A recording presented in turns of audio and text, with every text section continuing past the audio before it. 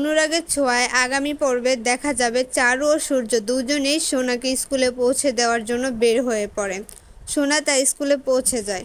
অন্যদিকে দেখা যায় 5 বছর পর রূপা স্কুলে আসে। রূপাও একই স্কুলে ভর্তি হয়, দুর্দান্ত রেজাল্ট করে। রূপা আর সোনা দুজনেই বন্ধুত্ব হয়। তবে সোনার আসল নাম শীটে লেখা ছিল না, দেওয়া থাকে না। সোনার নাম দেওয়া থাকে অলি সেনগুপ্ত।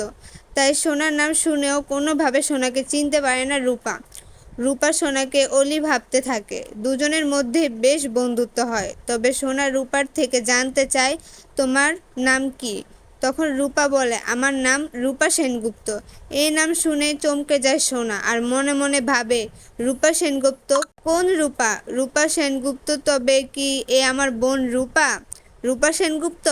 তখন সোনার কাছে জানতে চায় যে তার বাবা মায়ের নাম। রূপা তার বাবার প্রতি অভিমান নিয়ে বাবার নাম সোনাকে জানায় না, তবে মায়ের নাম বলে সোনাকে।